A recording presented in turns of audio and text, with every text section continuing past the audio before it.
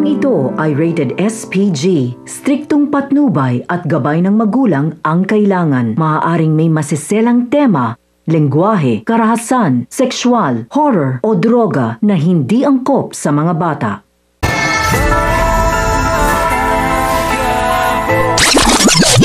Sa pagbabalik ni Supremo ay sinabi ni Ben na mas lalong lalakas na umano ang kanilang puwersa dahil si Supremo ang pinakamatinik na tirador sa Quiapo.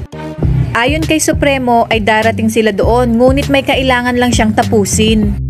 Sa kabilang banda, bumalik na naman sa Quiapo ang grupo ng mga taga-Tondo para nga mang-hold up na siyang dahilan kung bakit mas lalong nagiging talamak ang mga krimen sa Quiapo. Habang naglalakad ang tropa ni Tanggol ay sinabi ni Thanos na mandurukot na nga sila pero sila pa ang nadudukutan. Dito rin makikita ni Tanggol ang grupo ng mga holdupper dahil sa mga taong nagkakagulo at nagtatakbuhan. Kung kaya't hindi na nagdalawang isip si Tanggol kasama ng tropa na makipagbakbakan at habulan sa mga holdupper hanggang sa magpang-abot sina Tanggol at Teban. Ngunit dihado si Tanggol dahil may dalang baril si Teban, kung kaya't dahil sa bilis ng pangyayari imbis na pera ang maiuuwi ni Tanggol ay naging bala pa. Sa kabilang banda naman ay saktong dadaan si Mokang, makikita niyang nagkaroon ng riot ang grupo ni Tanggol at ang mga taga-Tondo, agad naman siyang hihingi ng tulong kina Tinding at Tess.